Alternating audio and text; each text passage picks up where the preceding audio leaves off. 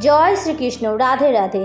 শাস্ত্রমতে আমাদের কিছু কাজে যেমন সৌভাগ্যের উদয় হয়, তেমনই কিছু ভুলের কারণে আমাদের জীবনে দুর্ভাগ্যও নেমে আসে। বন্ধুরা, বছরের মধ্যে পঞ্চমতম মাস এবং চতুর্মাসের দ্বিতীয় মাস হলো এই ভাদ্র মাস, যে মাসটি ভগবান শ্রীকৃষ্ণের এবং মা লক্ষ্মীর অত্যন্ত প্রিয় মাস। এই ভাদ্র মাসের অষ্টমী তিথিতেই রোহিণী নক্ষত্র চলাকালীন দাপর যুগে ভগবান শ্রীকৃষ্ণ আবির্ভূত হয়েছিলেন। এছাড়াও এই ভাদ্র মাসেই রাধা অষ্টমী, ঝুলন যাত্রা, ভাদ্র মাসের অমাবস্যা যাকে কৌশিকী অমাবস্যাও বলা হয়, রাখি পূর্ণিমা, নাগ পঞ্চমী এবং অজয় একাদশীর মতো মহান দিনের জন্য এই মাসের গুরুত্ব অনেক অনেক বেশি। তাই এই মাসকে সৌভাগ্যের মাসও বলা হয়।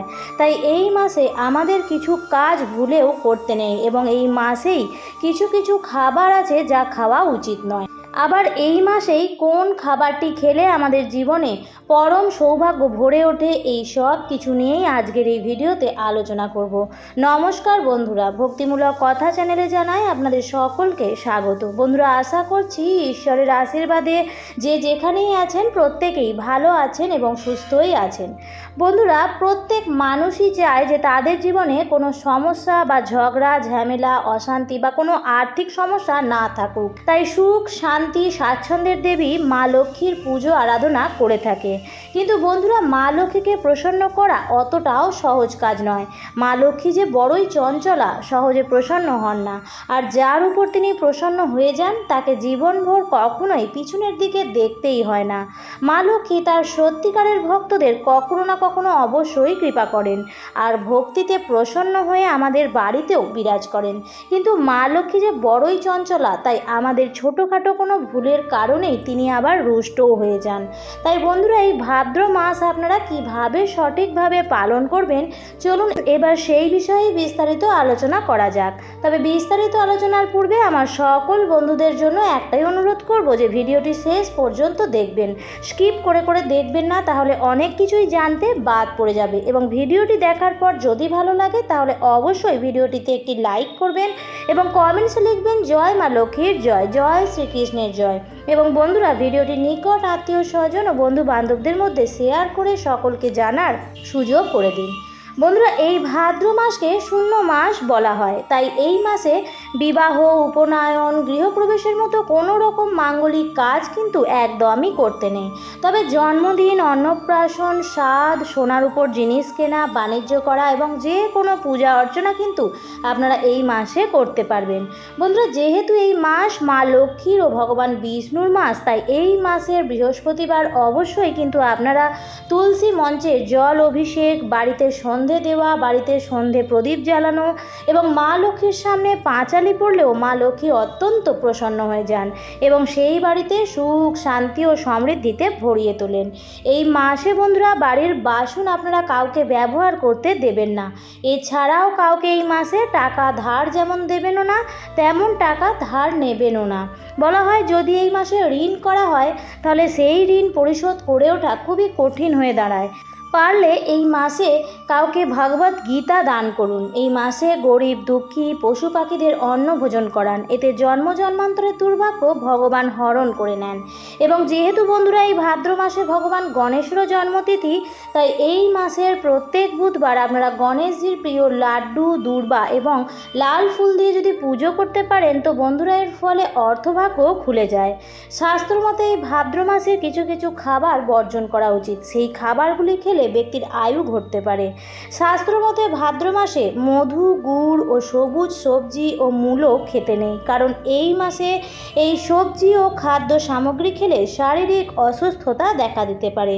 বৈজ্ঞানিক দিক থেকে বিচার করলে এই মাসে বৃষ্টি বেশি হয়, যার ফলে সবুজ সবজি পচতে শুরু করে এবং তাতে পোকা ধরে। এই ধরনের সবজি খেলে অসুস্থ হওয়ার সম্ভাবনাও বেড়ে যায়।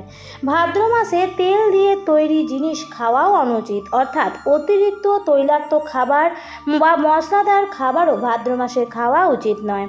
এই মাসে গুড় খেতে নেই, তার কারণ এই মাসে গুড় খেলে গলা খারাপ হয় এবং গলার স্বর নষ্ট হয়। পাশাপাশি তিলের তেলও এই মাসে খেতে নেই। মনে করা হয় ভাদ্র মাসে যে ব্যক্তি তিলের তেল সেবন করেন তাদের আয়ু কমে যায়। গুড় এবং তিলের তেলের পাশাপাশি ভাদ্র মাসে দই খাওয়ার ক্ষেত্রেও নিষেধাজ্ঞা রয়েছে। আবার কেউ ভাত দিলে তাও খাবেন না, মনে করা হয় অন্যের দেওয়া ভাত খেলে অর্থাভাব দেখা যায়। তাই যদি কারোর কাছ থেকে আপনি অন্ন দেন বা অন্ন নেন, তাহলে সামান্য অর্থের বিনিময়ে সেটা দিন। ভাদ্র মাসে তিলের তেল ছাড়া নারকেল তেল খাওয়াও উচিত নয়, তাই এই জিনিসগুলোকে সঠিকভাবে খেয়াল রাখতে হবে। ভাদ্র মাসে অজ একাদশীতে ভগবান বিষ্ণুর পুজো করলে সমস্ত পাপ ক্ষয় হয়। শাস্ত্রমতে এই মাসে মদ, ধূমপান, তামাক সেবন এই সব থেকে দূরে থাকা উচিত। তা না হলে মা লক্ষ্মী রুষ্ট হন এবং গৃহ ত্যাগ করেন। ফলে ব্যক্তি জীবনে অর্থাভাব দেখা যায়, অভাব অনটনে দিন কাটতে শুরু করে। ভাদ্র মাসে মা লক্ষ্মীর সামনে যদি প্রত্যেক দিন ঘিয়ের প্রদীপ জ্বালানো যায়, তাহলে খুবই ভালো ফল পাবেন। যদি প্রত্যেক দিন জ্বালানো সম্ভব না হয়, তাহলে অন্তত ভাদ্র মাসের প্রত্যেক কটি বৃহস্পতিবারে মা লক্ষ্মীর সামনে ঘিয়ের প্রদীপ জ্বালিয়ে দিন। এতে মা লক্ষ্মীর কৃপা দৃষ্টি শুধু ভাদ্র মাস নয়, সারা বছরই আপনার পরিবারের উপর থাকবে। ভাদ্র মাসে যে খাবারটি খেলে সারা বছর সুস্থ ও নীরোগ থাকবেন, তা হলো পঞ্চগব্য। পঞ্চগব্য সনাতন ধর্মের অন্যতম গুরুত্বপূর্ণ ও পবিত্র বস্তু। যে কোনো আয়ুর্বেদিক দোকানে পঞ্চগব্য পাওয়া যায়। ভাদ্র মাসে পঞ্চগব্য সেবন অতি পবিত্র কাজ বলে মনে করা হয়। সঠিক পরিমাণে পঞ্চগব্য সেবনে দেহ ও মন পবিত্র থাকে এবং সারা বছর কোনো রকম রোগ জ্বালা যন্ত্রণা শরীরে থাকে না। শাস্ত্রমতে ভাদ্র মাসে শ্রীকৃষ্ণের জন্ম হয়েছিল। এই মাসেই তার জন্মোৎসব পালিত হয়।